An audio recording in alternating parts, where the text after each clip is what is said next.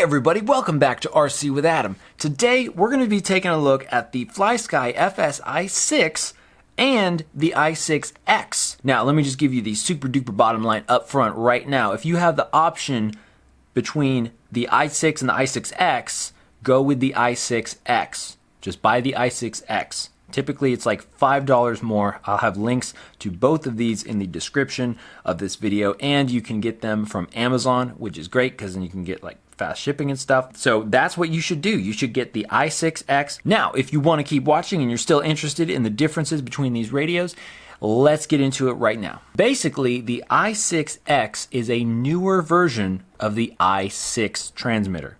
Okay, so some of the the biggest differences is that the i6X is a 10-channel radio and the i6 is a 6-channel radio.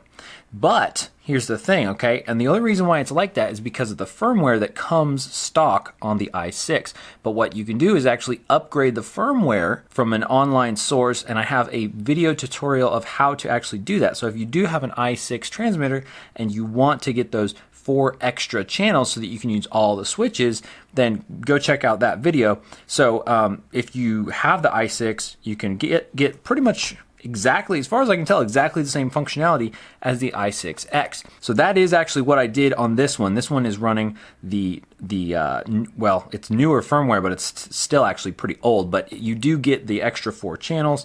So you have this is actually a 10-channel radio right now. Same with the i6X. But that's why I say that if you have the option, just buy the i6X, because then you don't have to upgrade and kind of go through the hassle of trying to upgrade the firmware and all that sort of stuff. But you're going to have, as far as I can tell, in all of my testing and everything, you're going to have the same exact features.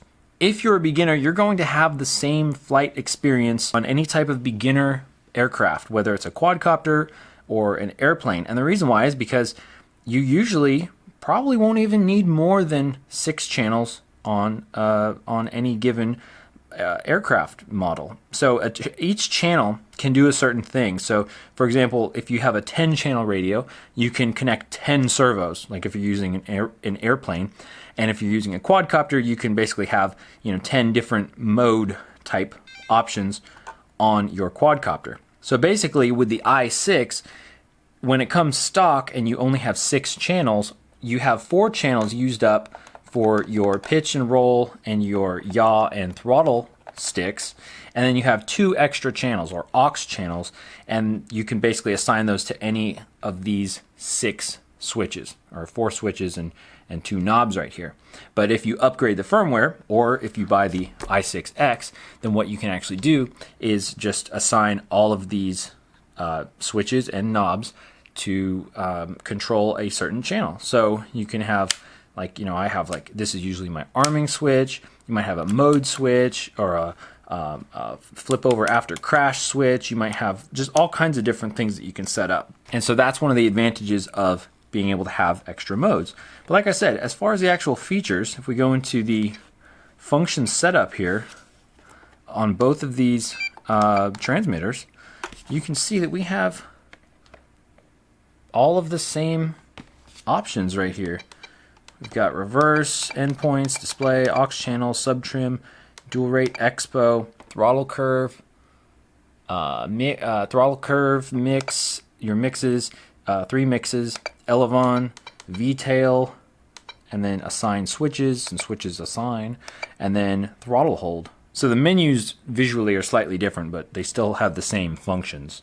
So for all practical purposes, they're the same radio, except for the biggest difference. With the i6, you only have 6 channels. With the i6X, you have 10 channels at your disposal. If you want to learn more about the i6, or especially the i6X, check out some of my other videos that I have, like the top 5 functions for beginners. That's a pretty popular one.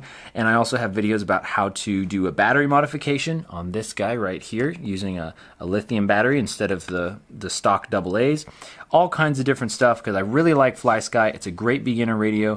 It's usually right around $50. Again, there will be links in the description of this video in case you're interested and you want to check those out. Oh, and in the comments section, let me know what are your top Flysky tips for beginners, because that might be helpful for some of the people watching this video.